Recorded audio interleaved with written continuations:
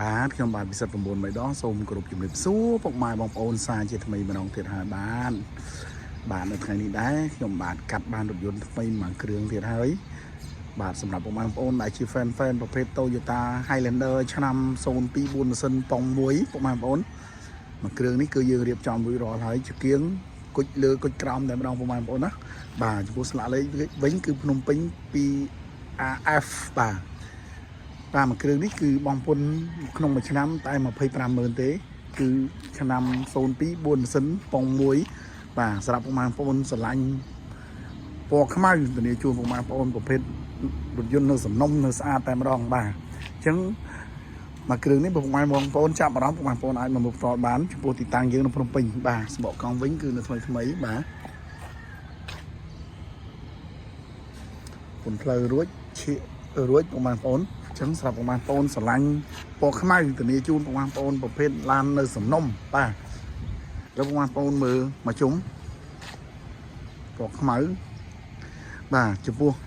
គ្រឿងតុបតែងយើងបិទអ៊ីណុករួចបាទសបកកង់ថ្មីឈ្នន់រួចបងប្អូនស្គុតត្រីកោណគឺនៅសិនតែម្ដងបងប្អូនណានេះ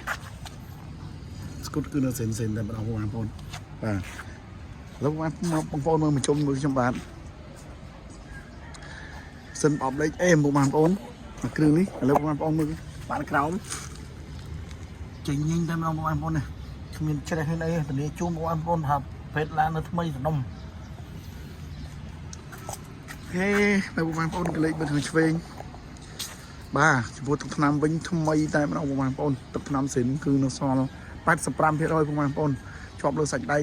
តិចតួចបងប្អូនណាចឹងសម្រាប់បងប្អូនស្រឡាញ់ចង់បានពណ៌ខ្មៅធានាជូនបងប្អូនថានៅសំណុំតែម្ដងនេះស្គុតត្រីកោណនៅសំណុំតែម្ដងបាទមួយគ្រឿងនេះគឺគ្រឿងក្នុងពណ៌លឿងបងប្អូនណាគ្រឿងក្នុងពណ៌លឿងបាទចំពោះកម្រាលជើងវិញគឺយើងបំពាក់ VIP រួចបាទហើយមីញ៉េគឺរួចរាល់ដែរបងប្អូន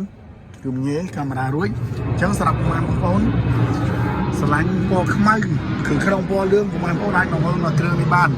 ធានាជូនបងប្អូនឡាននៅសំណុំតម្លៃវា10000ស្ដើងទេបងប្អូនណាតម្លៃ10000ស្ដើងអញ្ចឹងសម្រាប់បងប្អូនស្រឡាញ់ពណ៌ខ្មៅបងប្អូនអាចមើលមកគ្រឿងនេះបានធានាជូនទាំងរថយន្តទាំងឯកសារបាទសម្រាប់បងប្អូនចង់បានបងប្អូនខ្វះថវិកាបងប្អូនទិញដាច់ក៏បានបងរំលោះក៏បានបាទទីតាំងយើងនៅភ្នំពេញអរគុណច្រើនសម្រាប់បងប្អូនតាមដានជួបគ្នាវីដេអូក្រោយបាយបាយ